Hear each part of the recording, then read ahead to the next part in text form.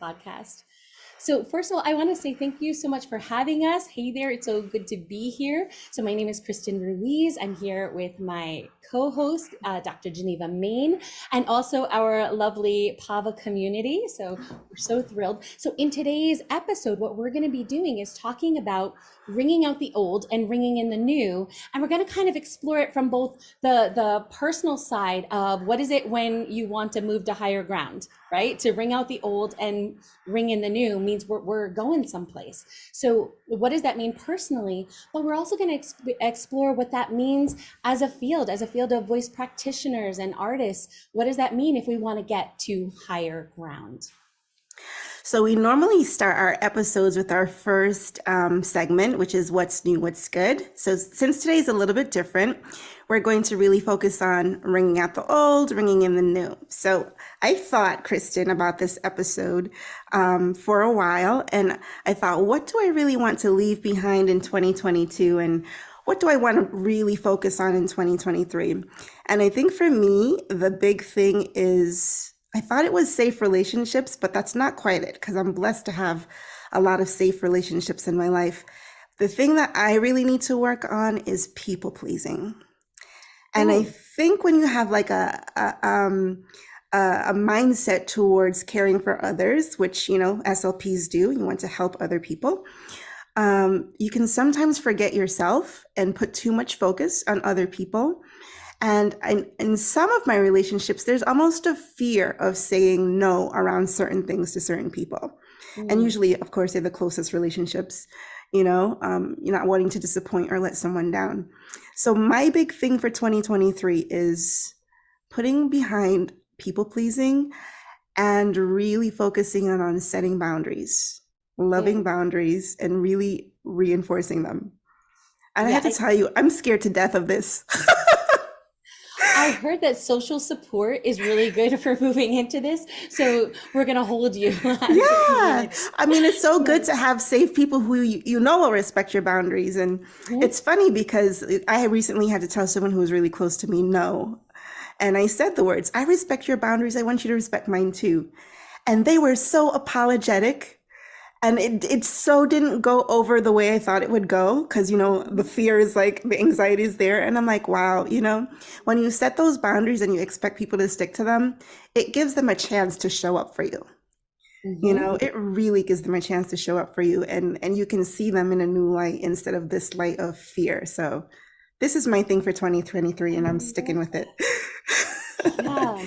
And I'm gonna guess that it's gonna inspire, you know, respect in the people you're talking to, because you're honoring yourself. And even as you're saying it, it's like inspiring us to think about like, ooh, where do I need to set some boundaries? Because, you know, as we kind of step into our higher selves, it reminds the other people around us that they can do that too, right? Yeah. Yes. So, that's amazing. So we have all of these people watching in, some really, you know, we know our friends of the Agentic Voice Podcast already. And so if you guys have anything that you want to kind of share about what you want to ring in for this year and ring out and leave behind in the past year, please put them in the chat and we'll read them out. I'll read them out after Kristen shares hers. So what are you thinking about for this year, Kristen? Well, and I love the idea of like, let's collectively, I mean, every day is a new start, but when you have the start of a new year, there is collective energy that we're all saying at the same time, hey, this is the baggage we're going to leave behind, and this is what we want to step into. So yeah, please feel free to put it in the chat, and we'll create this together. So I think for me, when I think about 2022, it was a great year of learning, of trial by fire, of doing new things in new ways. So I felt that was great, but there was I did not manage my stress. And so what happened is that there was a lot of suffering in the journey. And about halfway through the year, I started to realize, you know, as singers and voice practitioners, we bring a lot of joy to a lot of people. I mean, I'm a little singer centric, I'm not going to lie. But the thing is that singers are storytellers in a culture, right? And then voice care practitioners are helping those voices tell those stories. And every culture has storytellers, and they bring much joy because those stories bring reconciliation, empathy, connection, all of the stuff that we love. Yet if we're suffering in the journey while we're bringing joy to a culture, something seems misaligned, and I was participating in that big time. So yeah, I mean, like, hair loss and everything, it was just too much. So I think one of the things is that I want to do is leave behind the weight of how I manage the stress. Not that challenges aren't going to come up, but I think that there's a better way to handle it. And so I think what I want to do moving into 2023 is to set up new systems and processes for myself. It's not very like sexy sounding, but what I'm finding is that the things I had in play, the way I was handling my calendar, the way I'm handling the way new challenges and tasks come in, the way I did it 2 years ago worked, but I'm up to bigger things now.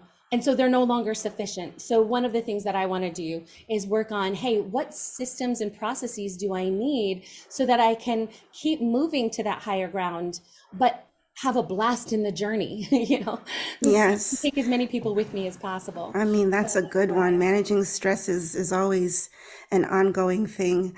I see in the chat that Beth put in that her theme for this year is taste, touch, and smell. She wants to heighten her awareness of those three senses because her life is so filled with vision and sound. So taking a moment to smell something, even the coffee grounds in the morning, before going through the tradition of just making it. I think that's really cool. And it reminds me of grounding exercises, like where you think about, your five senses, just being able to manage your anxiety or your stress by taking a moment to, okay, 5 things that I'm seeing, 4 things that I'm hearing, 3 things that I'm feeling or touching, 2 things that I'm, so forth and so on, just to help you become more aware and grounded in the moment. So that's a really great theme because, yeah, you're right. When you're in a profession where you're communicating all the time, using your voice, speaking, listening, sometimes you miss some of those other details. So that's cool. Absolutely. Awesome. So we know that setting goals is kind of fun. Sometimes we start thinking about, hey, this is what I want more of in my life. This is what I want less of in my life. Our patients, students, our singers, like they do this all the time, right? Like I want to do these things. I want more of this, and then I want less of this. And then what happens like a week later? Head held in shame. So we know that there's a difference between setting goals and keeping them. So what does the research say about resolutions? And this is powerful for us personally, for, like if we are living on fumes, it's hard as service workers, as light workers to keep giving off of those fumes. So our higher vibe equals like more juice to offer in our sessions, both for ourselves and the voice users in our care. So the research actually has a lot to say about resolutions. And, a lot of times we're going to see like the typical 4, deliberate action, forward planning, prioritizing, and the ability to handle some discomfort, right? Like giving up what's immediate for what's long-term. Right. But here's the rub, is that all of those logically make so much sense, but they all require self-control. Yeah. And that is the challenge. So the thing is that when we have to deal with self-control, then what we can do is look at the traditional tried and true literature. It tells us that, I'm sure many of you have heard these, the tried and true research says, know your big why. Like, why are you wanting this thing? If you want to upskill your, or up-level your skills as a voice user, as a voice practitioner, if for some of us who lead organizations, if we're wanting to up-level those, we have to know our big why. So the tried and true research comes up over and over again. If we know why we're doing it, there's extra juice in wanting to, it kind of fuels us day by day if we connect to the why. And then if we attach that new habit to something you're already doing, like a dumb example would be, last year I was realizing, like, what am I dealing with? Why am I dealing with dehydration? We know that hydration and, elasticity they all of the voice, they all connect together. So I started just making sure I had like my little like mason jar of water while I teach, and it's just a habit, so I can put these things together. I didn't have to spend extra time. So attaching your new habit to something you're already doing is really, it's just good about, it's batching. Another thing that research talks about is incremental approach. Like, just take the little steps. What is it? FM Alexander said the most important step is the next step, right? So incrementally move forward, next step to keep that momentum going. It also talks about tracking your progress, making sure that you're making it tangible so that you're reviewing, hey, for this next week, what do I want more of? What do I want less of? So you're actually tracking it in a tangible way. And to celebrate, like enjoy the wins, because it's like the movement, each little win is a movement towards the thing you want. So that's great. I mean, that's all great. And it really does help us move in the right direction. But actually some of the newer research has some more insights. And so one of the it was Providence College and University of Zurich put out some studies about reducing stress and the ability to engage in self-control. And self-control is what we need to be able to move towards our goals personally or as a field. So with stress creates physiological challenges, and it creates barriers to self-discipline. So it also cultivates a likelihood of distraction. I know nobody here seems to be dying of shock when I say these things. So reducing stress is really important. And Geneva, you said it perfectly, like cultivate centeredness to find calm and control. So if we want to move forward, that's going to be one of the big pieces that we need to do. As you're talking, it reminds me of one of the big challenges that, I have as a provider of care is secondary trauma. So managing other people's stress and trauma and making, because it taps it taxes your willpower, your self-control when you're kind of managing someone else's stress and need for care and your own. So a lot of these things are really good. It's just an ongoing challenge, Kristen. Honestly, we know a lot of really good things about self-control research, but when you're in the setting where you're managing, someone else's challenges and then trying to care for your own, it's a different level. And I think that's why the trauma-informed approach is something that I'm so committed to getting this message out to other people. So what else do you have there?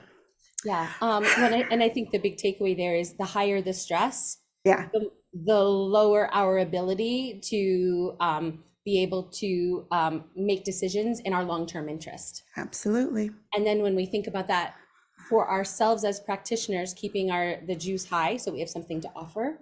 Mm-hmm. But the other thing is being aware that this is also happening to the people we work with. Yes. They're struggling with this too. Mm-hmm. So building that empathy, but we'll talk about that in a minute.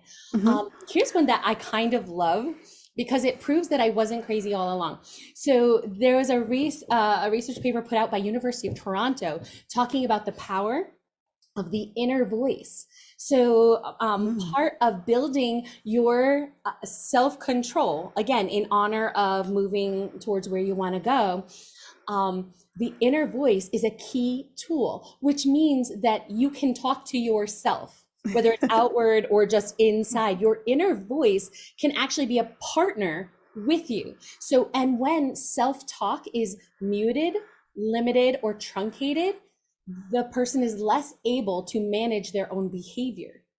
So I kind of like the idea of making my inner voice, my friend and partner in this. So you can use your inner voice to remind you of why you want what you want and to reassure yourself about your confidence to do it, your capacity to do it. So many times the thing that we want to do, there's self-defeating talk that goes on. That inner voice really affects it. And we see this also with the singers and voice users in our care, that there's the belief that they can't, or that it is what it is. And so using the inner voice to reassure, like, you have this capacity. So in that moment of self-doubt, like, no, you can do this. And then to recall all the counter evidence against that accusation. So like, think of all those times where you did show up. Something great happened because you invested your heart and your energy and your talent and all of those things. And so you can use your inner voice when it comes up and says, I can't, or I'm too tired, or this other thing is easier, to say, well, when I did this, this, and this, that happened. Or if that self-doubt comes in, yeah, I may have procrastinated on that, but over here, I showed up like heck, you know? And so to use your inner voice to reassure yourself. So, how are some of the ways that you cultivate your inner voice? I think I was having a conversation similar to this with a friend years ago, and he had this really funny line. And he said, well, what if your voice sounds like your mom criticizing you? Right. Right. Yeah. I mean, I personally have a practice that I've been building over the last couple of years, and actually came out of my issues. I'm very transparent about my own issues with performance anxiety. I've had times where I was able to show up, and other times where, you know, it's just my inner dialogue got to me. And actually, the more skilled I got, the worse the accusation, the self-doubt, the performance anxiety got. Yeah. And so, and I remember being in a couple places like, oh man, I wish you could have seen me in the other room, you know?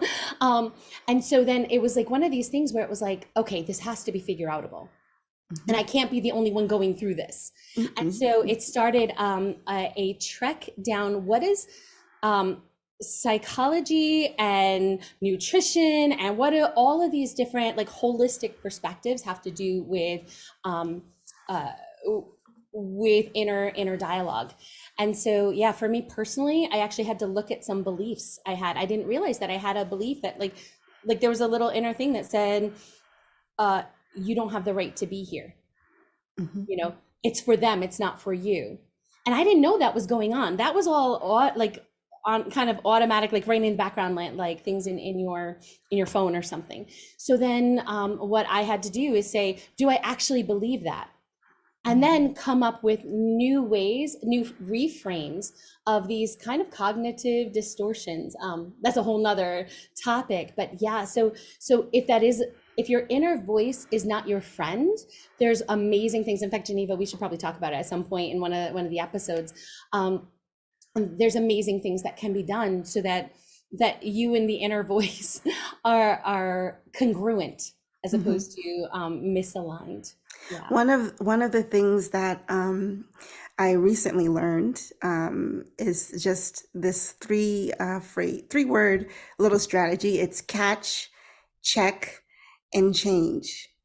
And basically it's like being mindful of your thoughts, being aware of your negative thinking or your anxious thinking, which for me, I do through journaling. I try to journal every morning.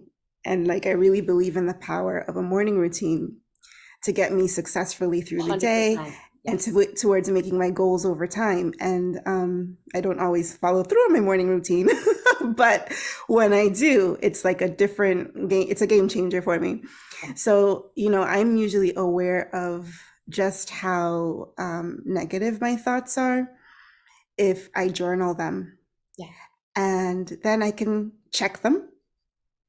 And is this really true? Is it really that, you know, you're a failure at everything, or whatever my thoughts are saying to me this day? And then change. How can I reframe that thought? You know? Exactly. Is it true? Is it mine? Sometimes we're given beliefs that were from the other people around us in a more formative time of stuff that they didn't work through. Right. So is it true? Is it mine? And what else could it mean? Like, this thing happened. So what else could that mean? And that can bring lots of insights. For sure.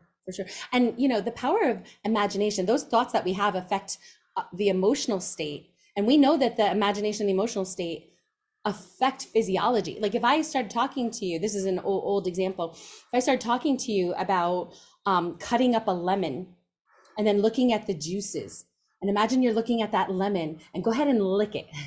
Imagine licking that lemon. It's like your salivary, you know, the salivary glands will start to go a little crazy. We know that imagination and our thoughts affect physiology. So it's no wonder that in singing, that the inner voice has so much say in what happens in the speaking and singing voice on the outside. Yeah.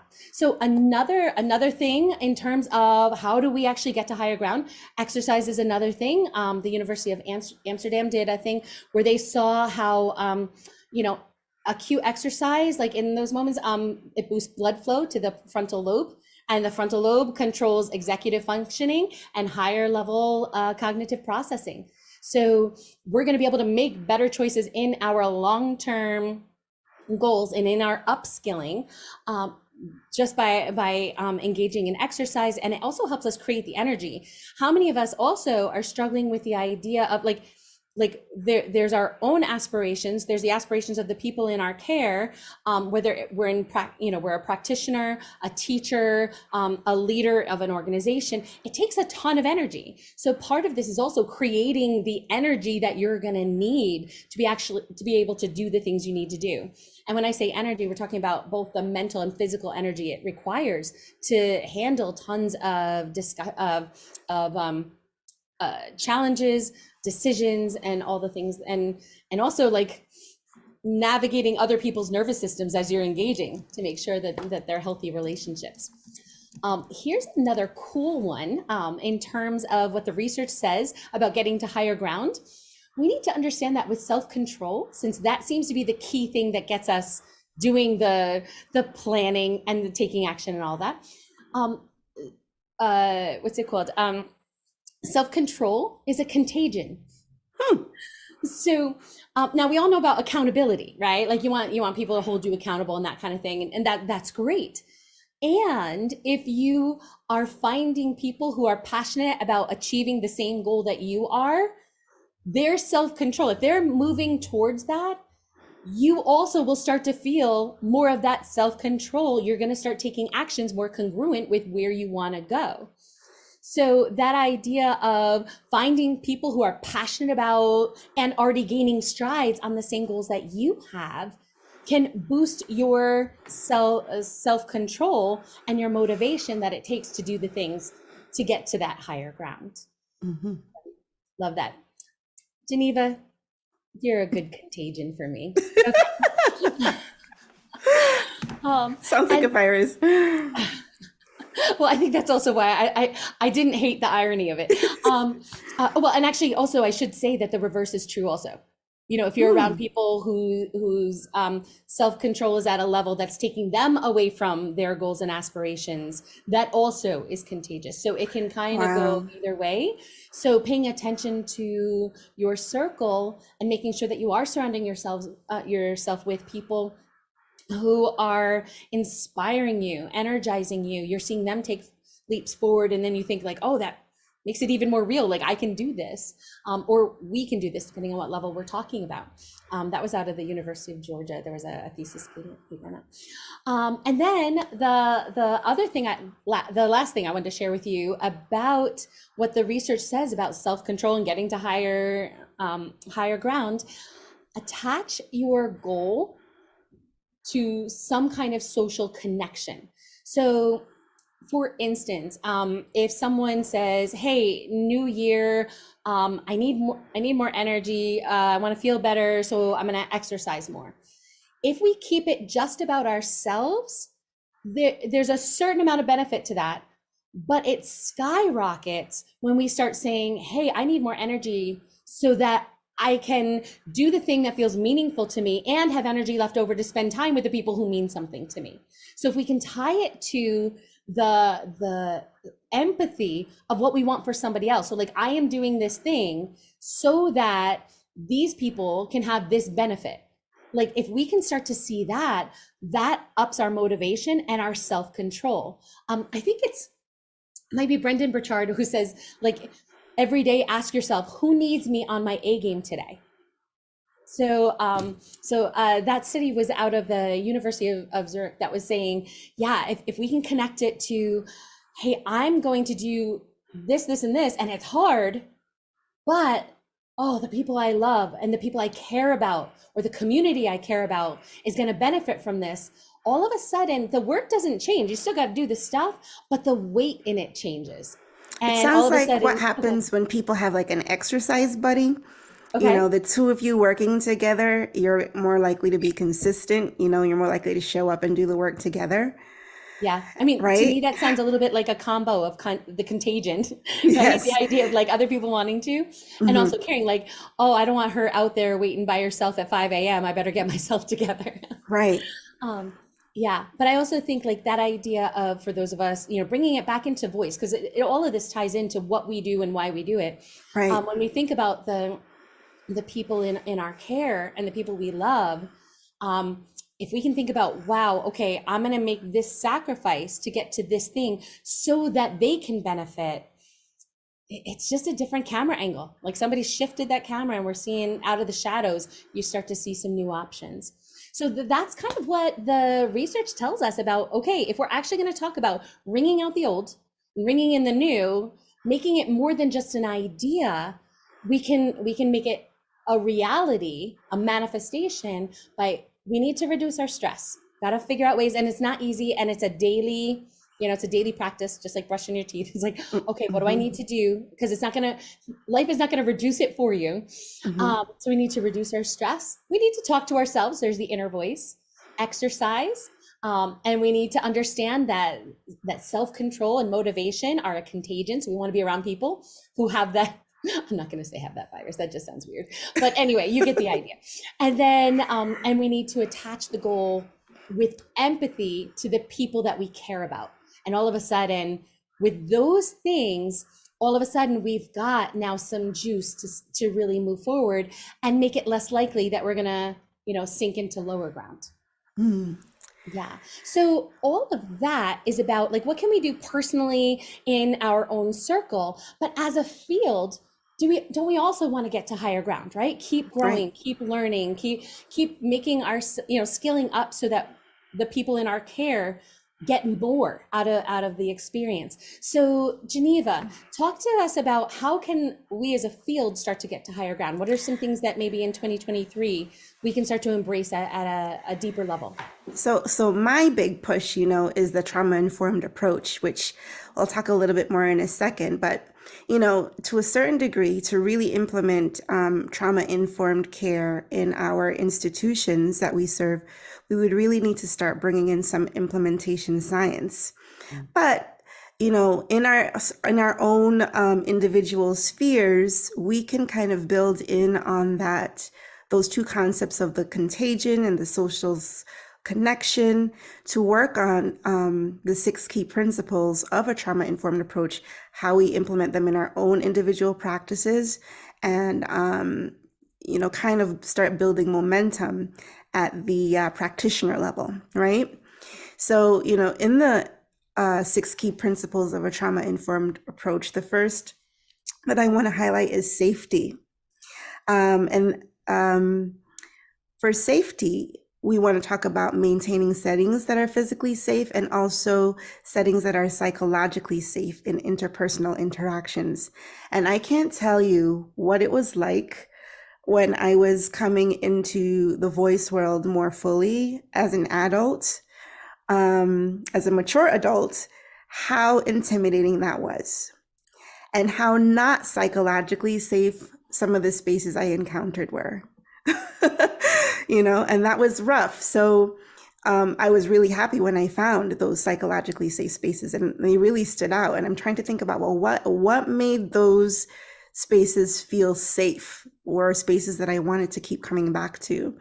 And the biggest thing was they were spaces where it was okay for me to try something new, to be vulnerable, even as, a 30-something-year-old as opposed to a 15 or an 18 or a 22-year-old, where people might expect there to be fumbles and mistakes. But making fumbles and mistakes when you're a mature adult is a lot harder. Not everyone is as accepting or forgiving. So for me, that psychologically safe space was the space where I could take those risks. Mm. And so for me, I'm a person who always believes in growth mindset. You start where you're at and you keep growing, right? And it was hard encountering spaces, and there was challenging emotions when I encountered the unsafe spaces. Can you give an example? Like, what would an unsafe space? Because here's my concern is that I think a lot of us are on board with the idea of creating safe spaces. Yeah. I think the challenge is that sometimes if we're not creating a safe space, we don't know that because we feel fine as the person in charge in the room. So when you say that you felt unsafe, what was the thing that, like, what was that experience? You don't have to give So, details, but what did it, what was the trigger so, was it okay for me to ask a question and show my complete ignorance Mhm. without feeling like humiliated? Like, why don't you know that, Or, um, you know, trying out, a new genre. Or I've always sang in church, and, was on my praise team in my church for years, but had never done any kind of formal voice lesson.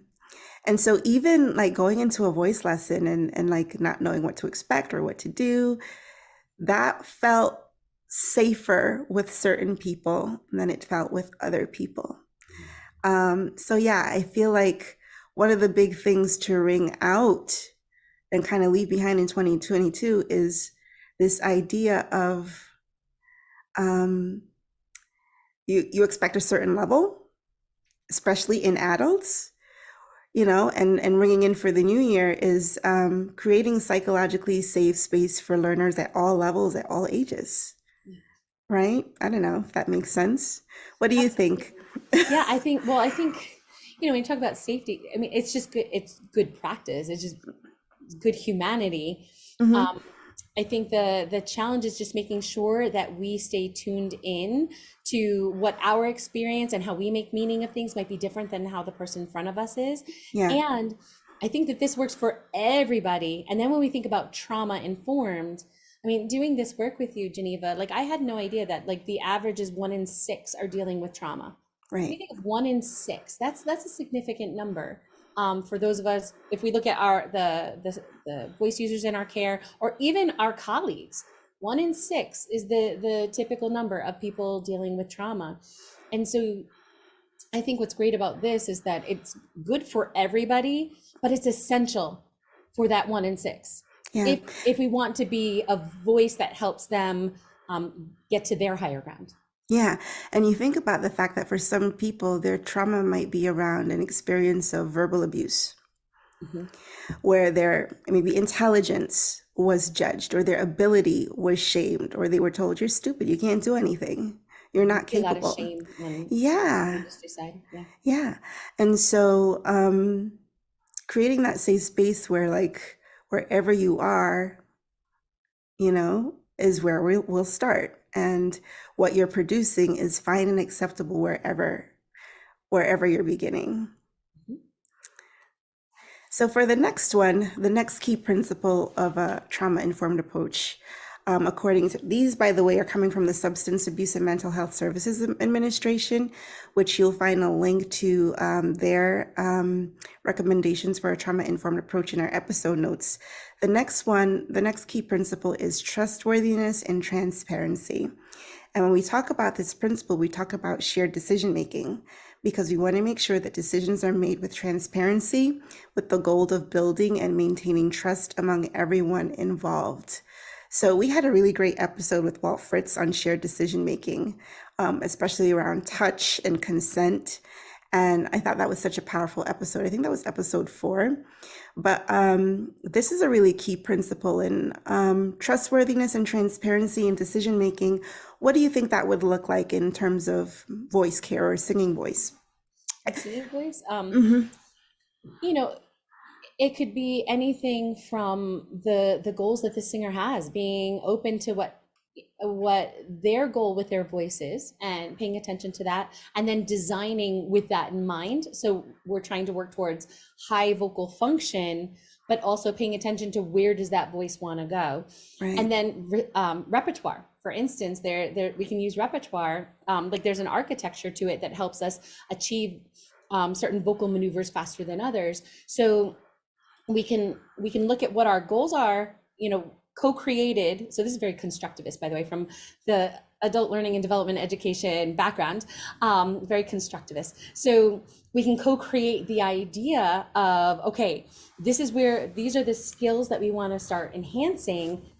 Hey, okay, these pieces within the genre that lights you up, these are going to help us get there. And of these three, what feels good to you? Which one is lighting you up a little bit, so that there's real design, so we're not talking about, losing the integrity of the training, but keeping that integrity, but welcoming the other, the singer's backstory, their biography, their personality, their musical needs. So that would be one place where we can kind of put that together. I see Hilda in the chat left a comment. She says, I agree. Different people with different levels of experience sharing the same spaces are safe spaces to be. Mhm. Yeah, I mean, it's always important to kind of respect where everyone is at. And back to what you were saying, as far as, sharing the decision making around things like repertoire or goals, it's the same thing in healthcare. Thinking about the patient's goals is important when you're thinking about their plan of care. Mhm. And for students in educational settings, the person's goals is what's paramount. It's why we're doing what we're doing. So we can leave behind or wring out the dynamic where, I am the authority, and so I'm going to say what's best for you. And I might really, think in my mind, this would be so good for you. But if there's no buy-in on your part and it's not in alignment with what your goals are for yourself, then that's something that I need to put aside. And I have to tell you, that is so hard. That is hard for a lot of clinicians. Mhm. It's been hard for myself many times with patients and with students. But what I remember, what I have to remember, is when I think about the evidence, the levels of evidence, you think about patient perspectives is one of them. You want to think about the science, but you also want to think about patient perspectives. What is important to them? Clinical Well, expertise. it might be hard to give up a certain element of a goal or trajectory or a plan, but it's harder to try and take somebody where they don't want to go. Right. So, Right. You yeah. can lead a horse to water, that old adage, right? You can lead a horse to Right? water, but they don't necessarily drink it Yeah. if they don't agree with that for themselves. Yeah. And when you're dealing with situations where you have, different values and beliefs and there's diversity, so important to weigh those things in when it comes to decision making. Yeah, also in high performance leadership research, they talk about having a small gap between the leadership team and the people on the front lines. So rather than having a hierarchy that's like, the person in the high tower way up here, and then, the frontline people dealing with everything are at the bottom, actually high performance leadership research says we want that smaller, so that we're doing kind of frontline leadership. So it's a small gap. So we can look at that at an organizational level, but we can also look at that in our own practice, right? Keeping that gap small, so that there is that co-creation of goals and design. Cool. So we've talked about creating safe spaces, trustworthiness, and transparency. And the third of the 6 principles is having peer support. And by peer support, we just mean shared stories, honoring shared stories, lived experiences. So peer support helps to establish safety and hope, build trust, and enhance collaboration. So as much as we can connect everyone involved with voice care, practitioners, students, patients, as much as we can connect them to affinity groups or people who share their same lived experience, that is promoting promoting recovery or helping that person to achieve the goals that they want to achieve.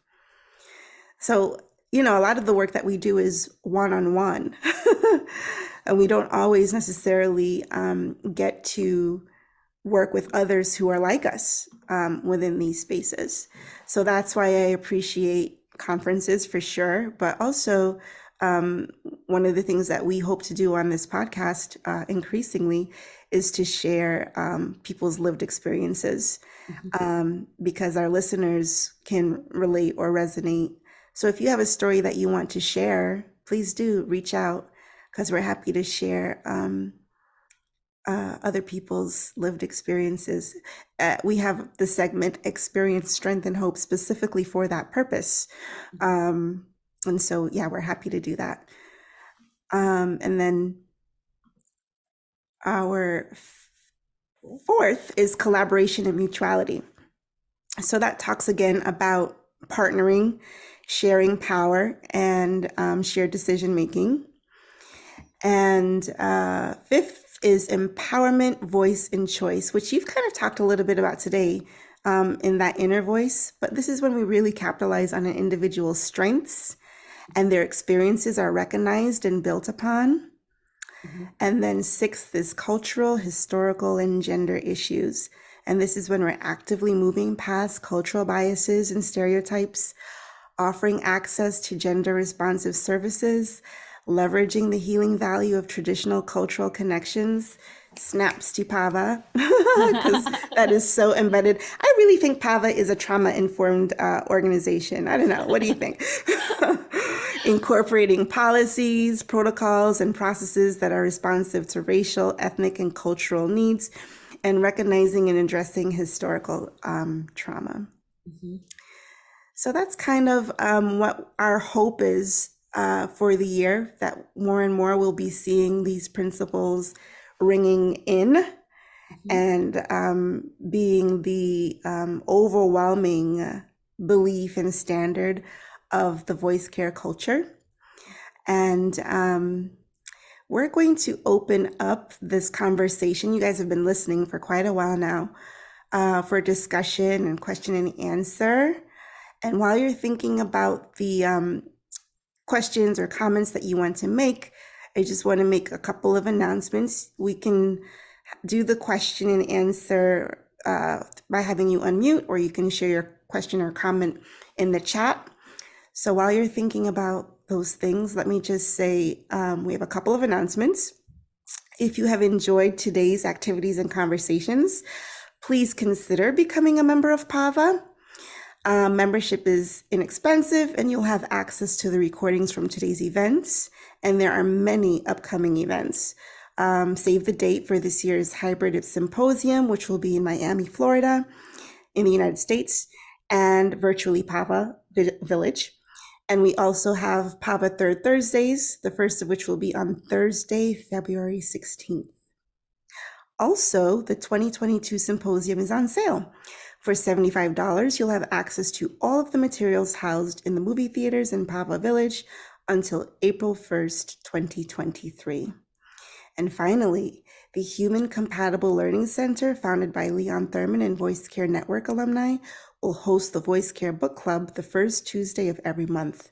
Our first three featured authors will be Dr. Leon Thurman of Body, Mind, and Voice, Joanne Bozeman of Singing Through Change, and Marcy Rosenberg of The Vocal Athlete. Keep an eye out for announcements from PAVA social media for more details. So are there any questions or comments in the chat?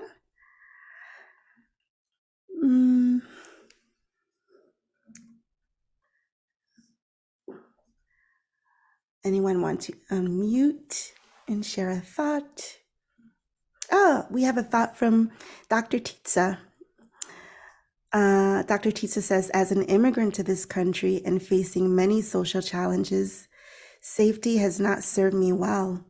I learned the most when I was off balance and constantly challenged. Yeah, so there is value in not being in your comfort zone for sure.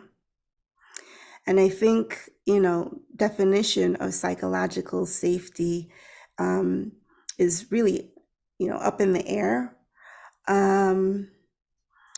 It really depends on how you define it. But I guess when I'm talking about psychological safety is having safety within the relationship, where you won't feel humiliated or shamed within the instructional or therapeutic relationship, or within an organizational culture when you want to take risks. But I agree. Um, iron sharpens iron when you have to meet the challenge of stepping out of your comfort zone. It really helps you grow, for sure. Any other thoughts? I also wanted to just mention, I think in a learning setting, Mm-hmm.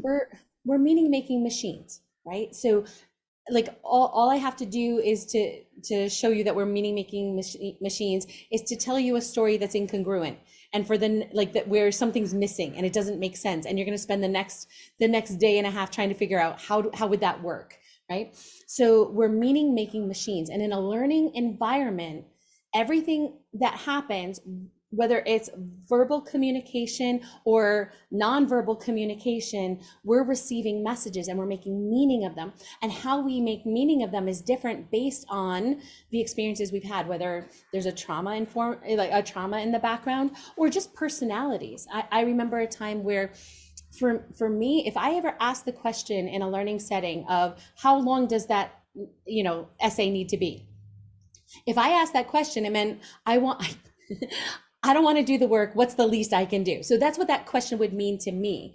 However, there's other people who would interpret that in a completely different way. They want to know, how long does it need to be? Because I feel safe if I know, like if I do too little, that wouldn't be right. Or if I do too much, that wouldn't be right.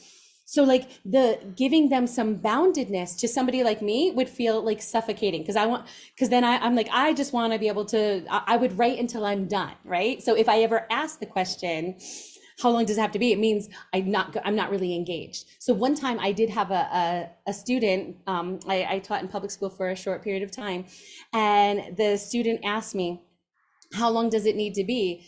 And I was like offended. Now I've got enough social skills to cover it, but inside I was like, because I interpreted the way I would know how I would mean it.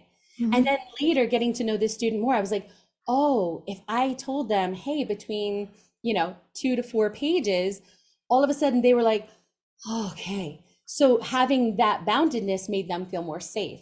And that's why also playing around, we didn't talk about it too much, but diversifying how we engage in training or learning activities with the people in our care kind of matters. So where one could receive something as completely like no big deal, another one could be perceiving it completely different, and just recognize it as the practitioner, as the authority figure in the space, is like being aware that things get interpreted based on a whole set of filters based mm-hmm. on past experience, culture, and like I had a teacher who said, like, every voice teacher you've ever had is in the room with you. So somebody asked you to do something, you're actually filtering it through all those voices in your head or whatever. And then there's other people who it's like, oh, let's just get to the next thing. Like, okay, I got through that task. What's the next one? What's the next one? So making sure that we're really sensitive to and creating safety for all of the learners in our space. Mm-hmm. I see in the chat there's a link for the Voice Care Book Club. If you didn't see that, you can access it through that link. Okay, are there any other questions? Go ahead, Beth. Well, I was struck by Dr. Tietz's comment. I've reread it many times, actually. And there are different kinds of safety. And I'm just wondering, it seems to me, as I think about all of us sitting here, there's a certain amount of safety we all have, or actually we wouldn't be sitting in this room listening to this podcast. So I was struck, Dr. Tietze, by the quote, safety has not served me well, because it seems to me that sometimes you and everybody in this room have been physically safe, emotionally safe enough that we actually have, in a sense, the luxury.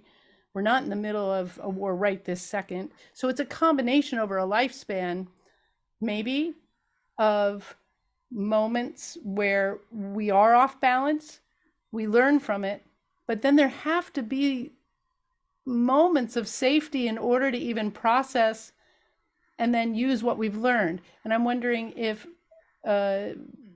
Geneva and Kristen could comment on that, and perhaps Dr. Tietze. Well, from what we understand about the neurobiopsychosocial understanding of trauma, Easy for is you to that say. I tripped on it a little bit. I didn't hear. From what we know about the neurobiopsychosocial understanding of trauma, is that there's different levels of stressors, right? So when we have a typical stressor where, like the first day of school, or let's say traveling to a new country for a job or some other exciting venture, there is some stress response in the body. You gear up into fight or flight, not because you feel threatened for your physical safety per se, but because you're going to meet a challenge and then conquer that challenge. Same kind of stress response happens when you get up on stage to sing, and the adrenaline and the cortisol and the epinephrine help you to mobilize. So after you meet the threat, you come back to a calm state, right? And you don't stay elevated, okay, in that fight or flight response because you're safe. If you have the kind of stressor where you need a little bit more support to meet the stress, most people will have supports like their family or social support to be able to meet it. So that might be something like the death of a loved one, right? But then there's the stressor where it might be a chronic stressor, like you're not in a safe space. You don't feel physically or emotionally safe. Maybe it's something that's happening over and over again because this is something that's happening in your school or in your learning environment. Maybe who you are as a minority, whether it's a sexual minority or a racial or ethnic minority, is not safe within that learning environment, right? Or you are a female in a male-dominated profession or whatever it is, or vice versa, right? You don't necessarily feel safe. You can stay elevated in that fight or flight, activity. And in that sense, it's hard for you to be resilient and to grow and to thrive, because the growing and the thriving happens when we meet the response and then we come back down to homeostasis, right? If we're always elevated, we're not going to meet the response. We're just constantly going to be geared up, which puts stress and wear and tear on the body and on our organs, and has risks for our health, our long-term health. So Beth, when you say you talk about different types of safety, for sure, but there's also different types of stressors, right? And if you can meet a challenge, but you have the support that you need in terms of family and community or other protective factors, you can be resilient and you can thrive and you can grow. But if you don't have those protective factors, and if the stressor is chronic, you're not in a safe space or in a safe environment, it's going to be a challenge for you physically and emotionally, for sure. Mm-hmm. I think there's also it's almost like two levels that we can deal with. There's the level of environment, right, of the relationships within this space of and we're talking about like voice care or voice learning, whether it's on the speaking or singing side. So the idea is that there's the environmental component of what's happening socially in that space, and then there's the actual learning experience, the tasks that are there. And I think what I want to make sure is that we don't conflate the idea that when we're saying safety, that we are kind of dumbing down the learning expectations or even the modes of getting there.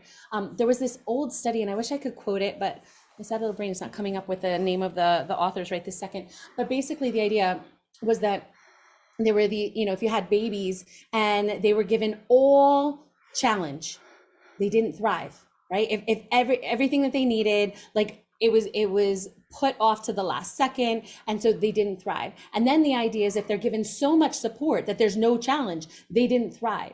So in our learning tasks, there does have to be some kind of relationship in this dynamic interplay of challenge and support.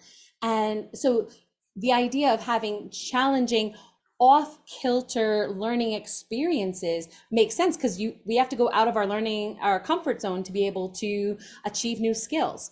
But then there's the environment itself. And I just think that this is me speaking, not research. I think that it's in our best interest and in the best interest of the people around us if we can create environments where, if in their attempt to do the extra big challenge, they are greeted with positive motion forward, like, okay, let's try that again. You got this part, but let's add these pieces to it, as opposed to you messed it up, or like, next, because we see a lot of like indifference as a show of you're not good enough, like in the industry that I work in. So I think the idea is that we definitely need challenge and support in the learning tasks, but the environment itself should be a place where we can fail that task in the process of learning, right? How many times does failure lead to success? We learn as we miss those marks. So but that's okay. It's safe to do. And that the value of the person in front of us is not diminished by having certain gaps in skill or back knowledge or positionality. So that's I just want to make sure that we definitely don't mean safety as in never challenge somebody to move forward. Right. Actually, we need to be at the top of our game. Voice users who don't have access to their voice, it's a really hard thing. It is painful on so many different levels. So yeah, we as practitioners need to make sure that we are skilling up and sharpening, iron sharpens iron. I love that phrase, that we are cultivating high levels of efficiency and results for the people that we work with, but within a space where, in terms of their humanity, in terms of like monitoring, like to whatever degree we can, nervous system regulation, that we're responsive. I think that will serve our people very well. And just to the experience of immigration, I'm an immigrant too. I came to the United States when I was 5.5, 6 years old. It was in January. I was coming from Jamaica, and I had my first experience with cold snow. The thing that's challenging about immigration for some people, I wouldn't say for everyone, is that when you're an immigrant, some immigrants, not all immigrants, you've lost your social support. You've left your country and you're in a new country, and social support is massively reduced. Maybe you have it in your coworkers or in the new community where you're living. Maybe you still have to form those kind of connections and relationships. But you've left a lot of that behind. I mean, in the world that we're living now, social media helps us to be a lot more connected more easily. It's not like it was back in the day when you had to make an international call, get a calling card, and it was super, super expensive. You know what I mean? We have more resources now, but one of the challenges that many immigrants face is that they have to deal with stressors, and they've lost or have significantly reduced one of those protective factors, which is social support.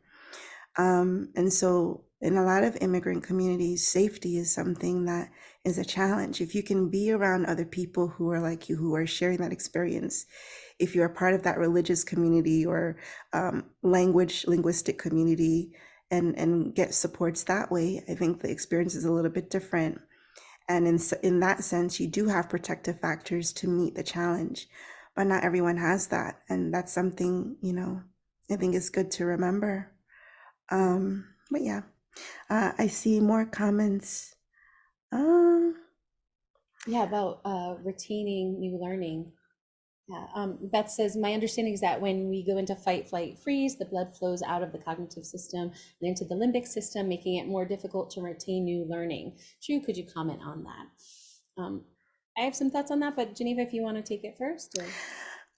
I think when we've experienced adverse experiences that lead to trauma, there is literal, I don't want to say damage, but changes to the brain, especially if the experiences have happened in childhood, but there are changes to the brain, the frontal lobe, that might make it difficult for learning to occur.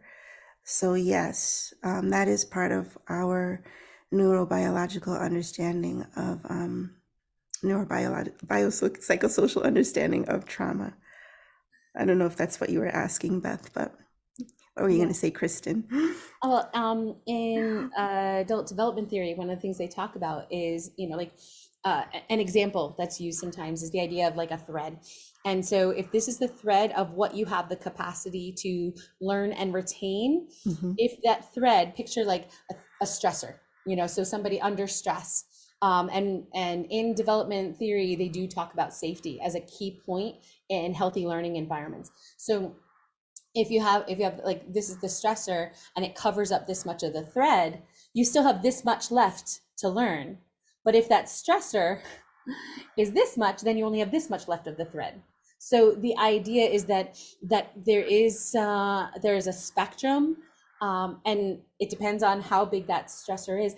And the stressor is based on the perception of the person in stress, not of the person observing it. So so there does seem to be a connection. So I can't speak to like the limbic system. I don't want to speak out of scope, but in terms of adult development theory, the idea of stress and learning, there is a correlation there's a ratio. Yeah, there's parts of the brain that become enlarged. So there might be more vigilance because a lot of the emotional centers of the brain kind of take precedence, and your energy doesn't go towards maybe some of your executive areas. There might be too much focus on threats and not on learning. I don't know how else There's to. an example years ago that a professor gave us, talking about trying to learn when there's a stressor there, and it could be something as simple. Did you ever have a thing where you're just trying to do something and somebody who knows it better is like talking at you while you're trying to figure it out, and like if they would just hold up for a second, you could figure it out faster, so that's a small example. But what they said is, okay, take your write your name backwards.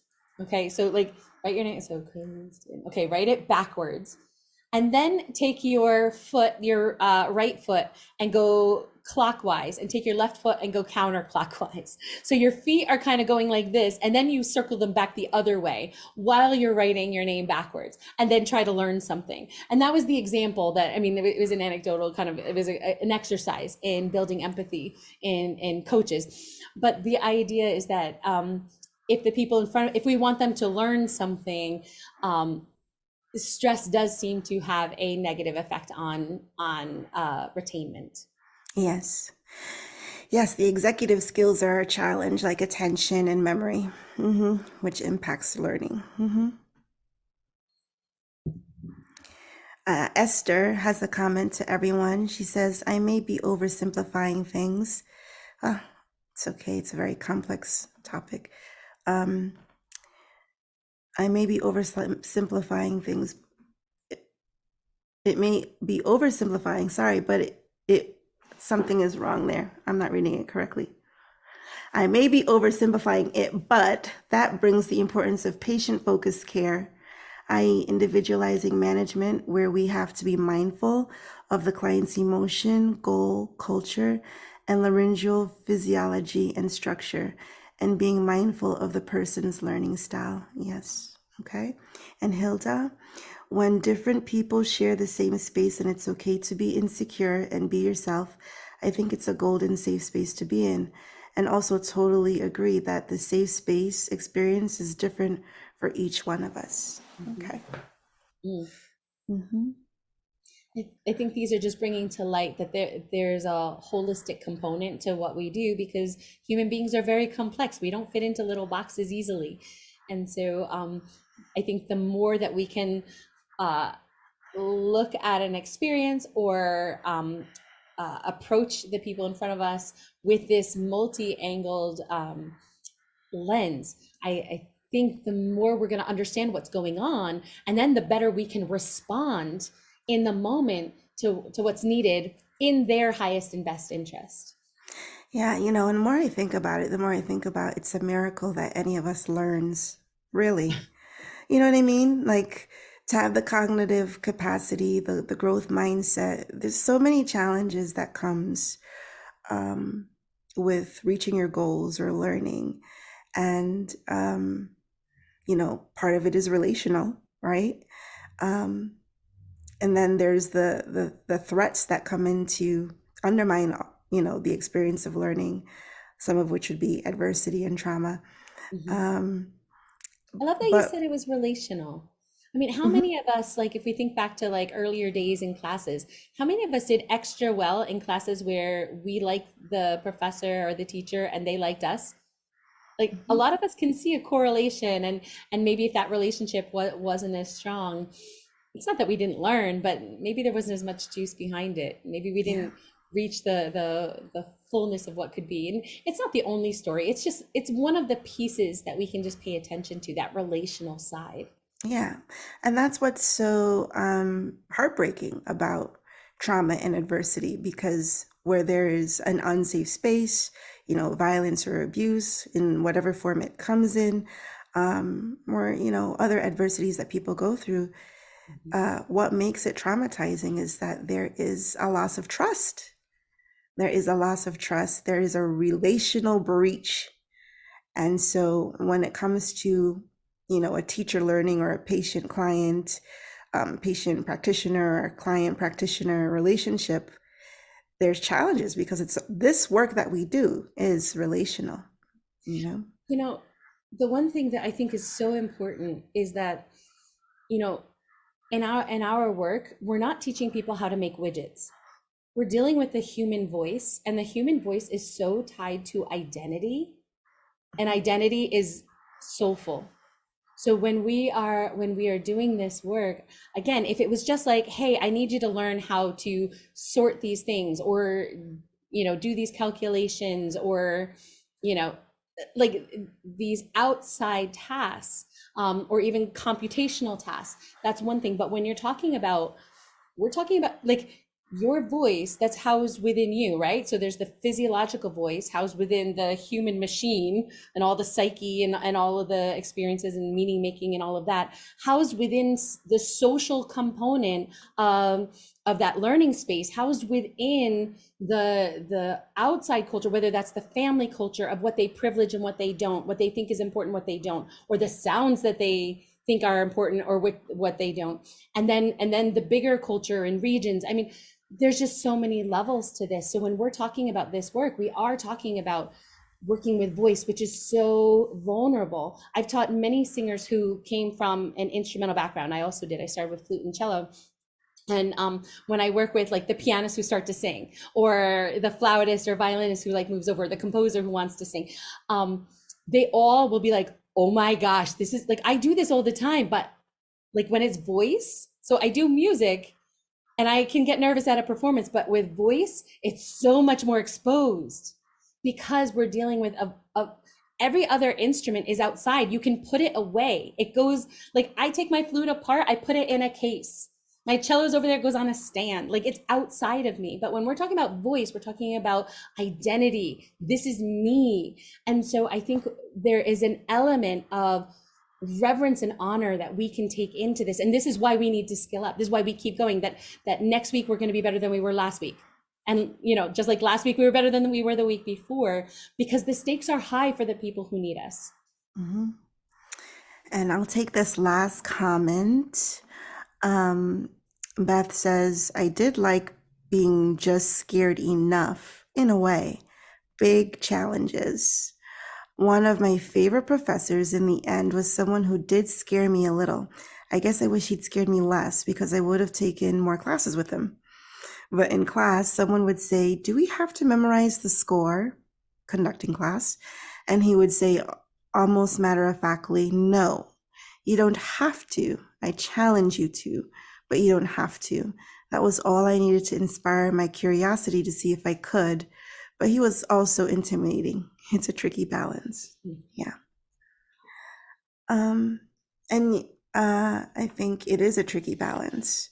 But I think the last thought that I would want to leave everyone with, and Kristen, you can think about your last thought too, before I do the closing, would just be, as we think about trauma-informed approach, think about the fact that it is a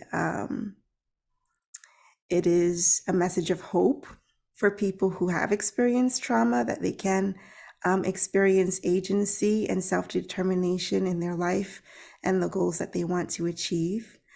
And it is something that is best achieved through putting in those protective factors, such as social support. And we can do that in how we relationally approach those that we work with.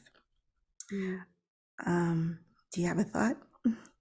Well, I would just say that, as we think about what does it mean in 2023 for us to get to our own higher ground personally, for each one of us, there's things that we can leave behind and things that we can embrace moving forward. So what are those things?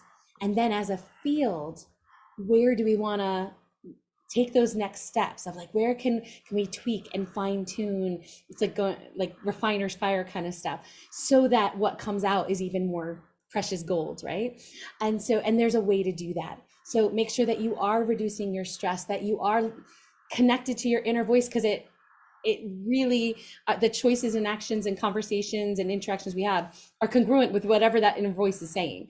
So making sure that that's there, and reach out, make sure that we create more connection, so that it doesn't feel like I just have more stuff to do. Okay, yeah, I should do this, I should do that. No, it's so that we can have a blast. Life is short. Like, let's just make sure that we are soaking in all the joy, all the delight. And part of that comes from our own growth, but also watching the growth of the people around us, because growth is exciting. So let's do it, 2023. So in this episode, we talked about the 6 key principles of a trauma-informed approach and how we can wring out old beliefs and practices and ring in new ones. This episode will be available for viewing on the PAVA website and for listening wherever you listen to podcasts. Please subscribe to the Agentic Voice Podcast, share your favorite episodes, and don't forget to leave a comment or review. Let us know about what content you're most interested in hearing about. Thanks for listening, and take care.